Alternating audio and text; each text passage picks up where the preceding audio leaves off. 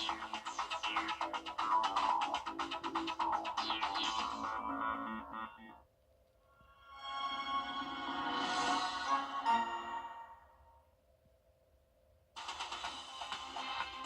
from Augusta, we're watching News 1226 at 11.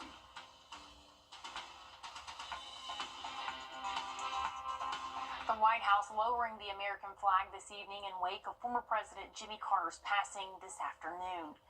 Good evening, I'm Hallie Turner. We have a lot of news to cover, and we'll get to weather soon.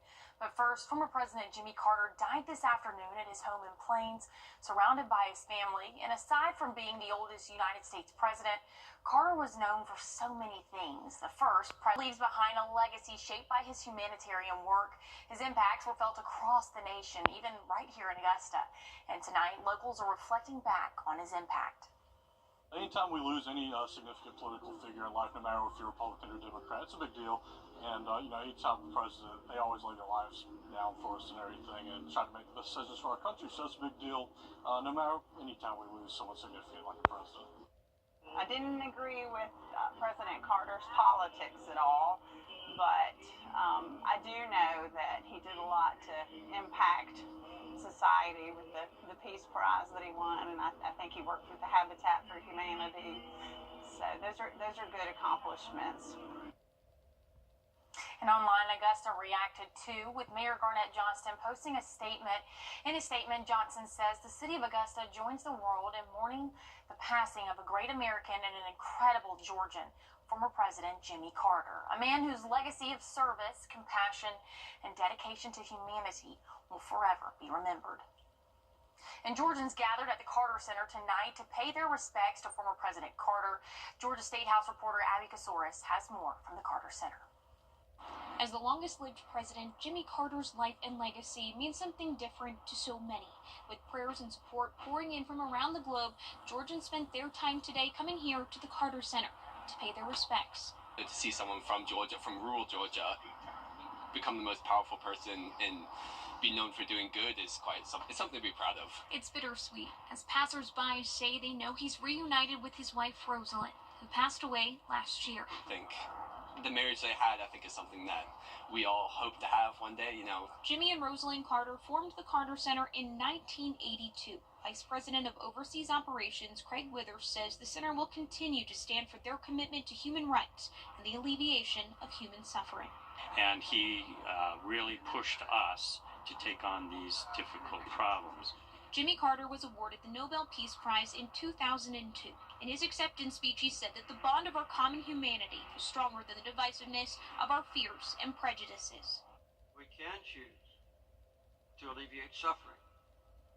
We can choose to work together for peace. We can make these changes. And we must. It's remembering the man driven by purpose. The Carter Center posted a tribute site online for people who want to pay their respects. In Atlanta, I'm Abby Kasoris. Well, what happens now that the longest living commander-in-chief has passed? Find out when News 12 at 11 continues. During the Rumor Sale. The CSRA is where we were born, where we live, where we work, where we're raising our families. It's our home. That's why the people of the CSRA count on us after an accident.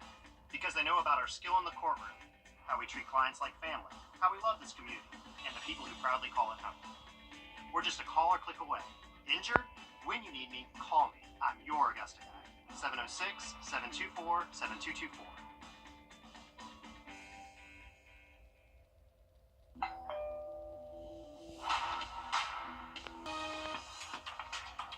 Well, conditions have dried out for us since this morning and expected to stay dry throughout the rest of 2024. I'll have a check on your New Year's Eve forecast coming up. Visit your local Honda dealer or shop online today.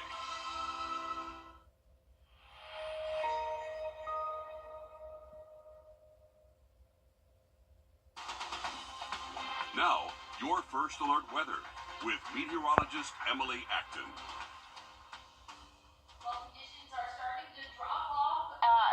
temperature-wise for us, but much better sky conditions for the overnight hours. We're sitting at 53 right now here in Augusta, and slowly but surely dropping off as, again, we continue into our overnight hours. I'm expecting us to see a low in the 40s as we start off our day tomorrow. Clear sky conditions, so that's going to help us actually cool off a little bit more overnight tonight. But that rainfall has completely moved out of our area. Cloud cover along